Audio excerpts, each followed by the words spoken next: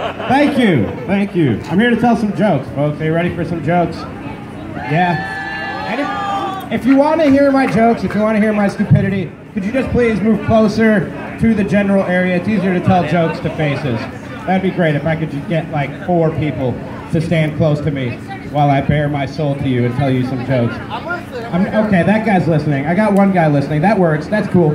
I love animals. That lady is here. Okay, thank you, ma'am. I appreciate it. I love animals. I do. I think we're out here for a great cause today.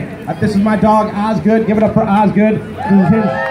This is his performance debut. He's up here for the first time. Never been up on stage before. Like I said, we're out here for a great cause. I'm here to help animals. I do love animals. Well, not all animals. Not all animals. I hate mice. You guys, I got a mouse problem in my house right now. I recently just bought my first house. I'm a first-time homeowner, and thank you, I appreciate that. I live right over down the street over in Bayview, and but I got a mouse problem in my house. So so I did what you do when you have a mouse problem. I set some traps.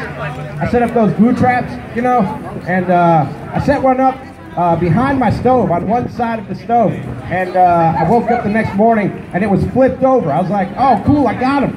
I got him, but then I flipped the trap back over, and there was just a patch of fur on it. No mouse, just a patch of fur. So now I'm terrified because I think I have like this poisonous, hairless freak of a mouse just running around my house. You know what I mean? I'm scared. I really am. So I put the trap back where it was, and went to work, came back from work. I was just sitting on the couch that night, watching some baseball, and all of a sudden, I hear the trap flopping around, just flopping around. I'm like, oh, cool, I got him, but I don't want to go in there to see it until he dies, because I'm like a mob boss. I just want to know he's dead. I don't want to see it happen. You know what I mean? I just want to see that he's dead. I don't want to see it happen. So I stayed in my living room until I heard the noise stop. And then the noise stopped finally. I walked in there and I looked behind the stove. He was still alive, you guys. He was still alive. I shrieked like a woman. I went, ah! And I just ran back into my living room. And I was like, forget all this. I'm selling this house tonight. I don't need this. I don't need this in my life. I don't need it. So I stayed in the living room. I should mention, I had some Twizzlers in the cabinet. I may or may not have indulged in something earlier in the night that makes you really, really want Twizzlers, if you know what I mean. All I wanted was those Twizzlers. That was the only thing in the world that I wanted. So I manned up. I went out, I ran into the kitchen, I grabbed the Twizzlers, and I ran right back out of the kitchen. And I decided, you know what? I'm just going to enjoy these Twizzlers, watch some baseball, and deal with this in the morning. That's what I'm going to do. So, I wake up in the morning, I look behind the stove, nothing. Nothing. No mouse, no trap, nothing. Just empty. So I moved my stove, and ladies and gentlemen, let me tell you what this mouse did. It was amazing and kind of graphic and gross, so bear with me for just a second. He somehow, now when I saw him the night before, he was belly up on this glue trap. He somehow twisted the top half of his body off of the glue trap and clawed his way all the way under my stove.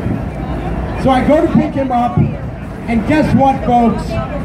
He's still alive. He's still alive. I shriek again, run out of the kitchen. Then I gave myself a pep talk. I was like, Ramie, you are a man. You are grown, you are a homeowner. Now you get in there, you get that mouse, you put him in a bag, you throw him out to the garbage.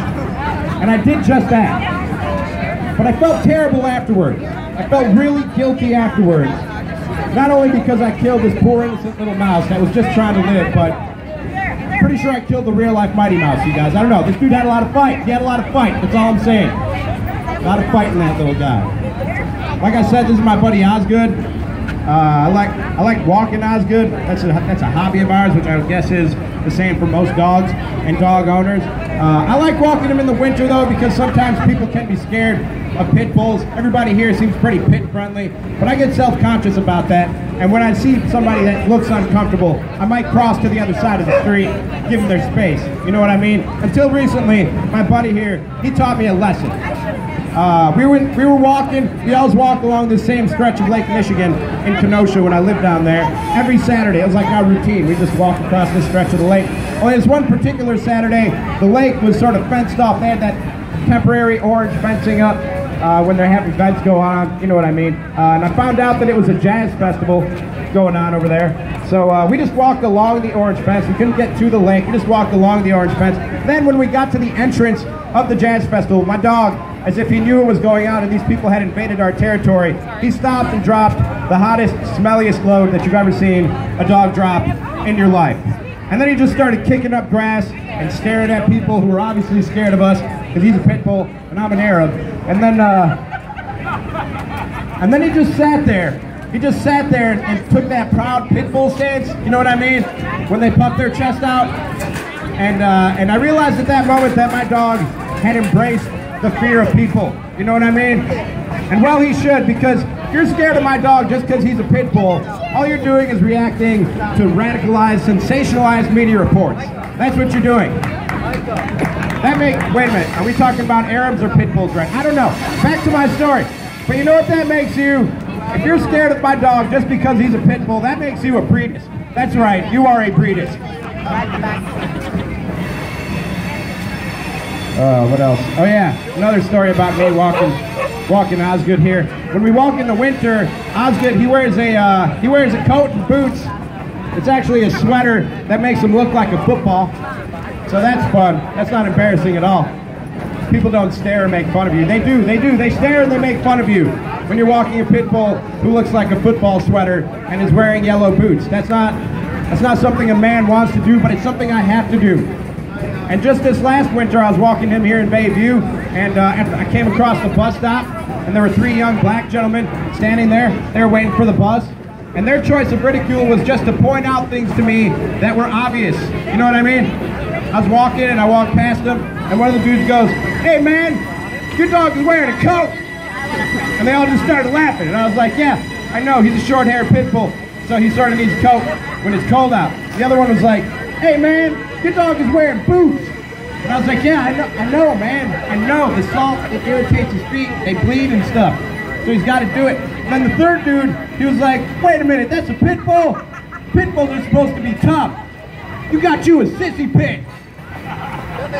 Called my dog a sissy pit, man. They were pointing at him and laughing and ridiculing him. He was getting irritated. So finally, I just let him loose on him. I was like, forget all this. And then as he was mauling them on the ground, this didn't really happen. He's really nice, I swear. But for the joke, as he was mauling them on the ground, I looked down at one of these young gentlemen and I said, "Hey man, you got a sissy pit on you." Hey guys, that's my time. Thank you very much. I appreciate it.